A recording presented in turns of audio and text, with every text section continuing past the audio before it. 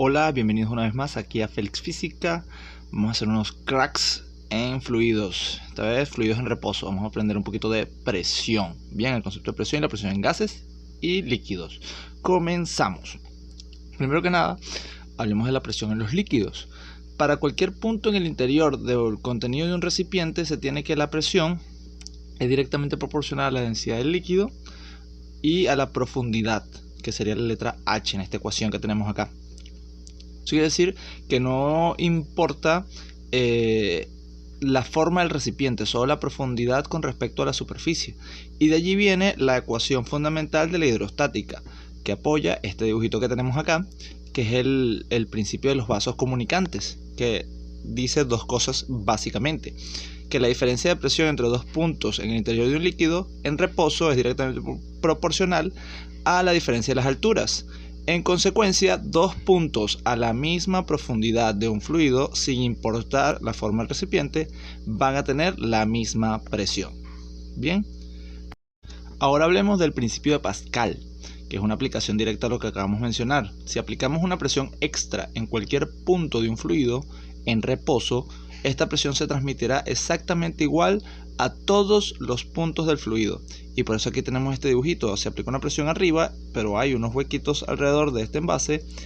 Por todos esos huequitos se traslada la misma presión que yo estoy adicionando.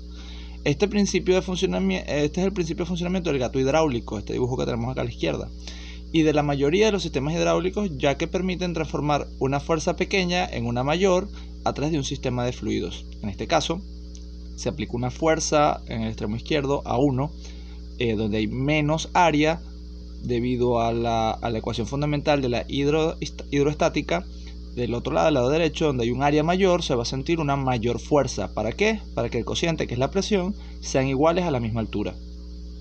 Ahora hablemos del principio de Arquímedes, que es el principio que denota o define la fuerza de empuje, o también conocido como empuje simplemente. Es una fuerza vertical y hacia arriba que experimenta un sólido al sumergirse en un fluido. Y la ecuación es esta, que la fuerza es igual a la densidad del fluido por la gravedad por el volumen desplazado por el sólido.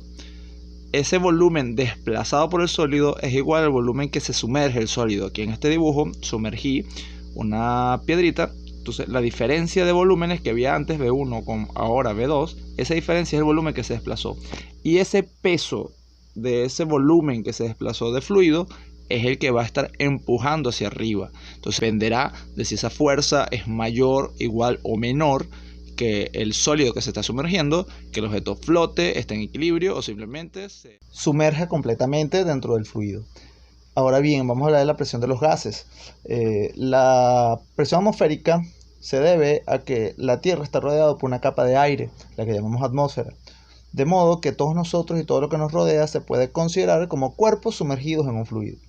En el caso del aire que nos rodea, las capas superiores comprimen a las capas inferiores, ocasionando una diferencia de presión debido a la altura y, debido a esa diferencia de presión, un cambio en la densidad del aire, de modo que las capas superiores tienen menos densidad, son menos densas que las capas inferiores de aire. En consecuencia, no podemos tratarlo igual que los líquidos. Los líquidos asumimos que el líquido siempre tiene la misma densidad, independientemente de la profundidad en la que me encuentra el líquido. El valor de la presión atmosférica a nivel del mar se utiliza como una unidad de medida y se denomina la atmósfera, y es igual a la presión hidrostática producida por una columna de 760 milímetros de mercurio, y equivale a 101.325 pascales.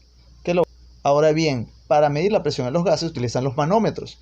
Aquí a la derecha tenemos un manómetro de presión. ¿Qué hace un manómetro de presión? Mide presiones relativas, es decir, cuánto es una presión con respecto a la otra.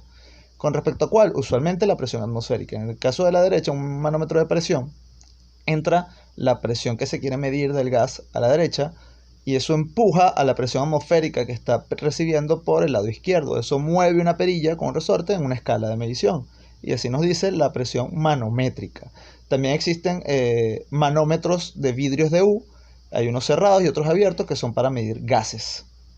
Ahora, ya con todo esto vamos a resolver un problema. Bien, por una de las ramas de un tubo en U, que inicialmente tiene agua, se vierte un aceite. Los líquidos no se mezclan y quedan en un tubo como se muestra en la siguiente figura. Si la altura de la columna de aceite mide 25 centímetros y la diferencia de las columnas de agua es de 20 centímetros, determinar la densidad del aceite. Bien, como datos, siempre comenzamos por los datos, tenemos la altura de la columna de aceite y la altura de la columna de agua. Además, la densidad del agua la tenemos en la tabla que estudiamos en la clase pasada.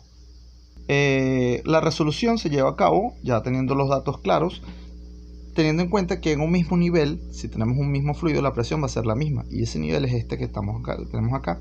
Lo vamos a seleccionar.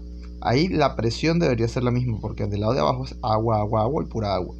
Lo único que cambia es que del lado de arriba, por un lado tenemos agua y por el otro tenemos aceite. Entonces esas presiones las vamos a calcular en función de esos dos fluidos, de la columna de agua y la columna de aceite. Igualando estas ecuaciones, la gravedad está a ambos lados de la igualdad, se cancela, y vamos a despejar la densidad del aceite, que es la que nos están preguntando.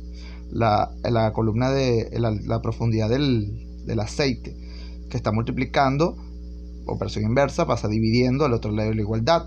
De esta manera sustituimos, metemos en nuestra supercalculadora y nos da que la densidad del aceite es 800 kilogramos por metro a la menos 3, 800 kilogramos sobre metro cúbico. Bien, ahora tenemos un problema planteado para que lo resuelvas. Si quieres darle pausa. Bien. Y bueno, ya sin más ni más, muchas gracias por llegar hasta acá. Compártelo, por favor, no te quedes con este conocimiento. Hagamos que este conocimiento se democratice, sea para todos, con tus amigos, con tus panas, con todo lo que conozcas. Félix Física, estamos a la orden. Deja tus comentarios. Si quieres resolver algo, síguenos en Instagram. Si quieres colaborar, tenemos Patreon. Y bueno, sigamos adelante. Félix Física para todos. Chao, chao.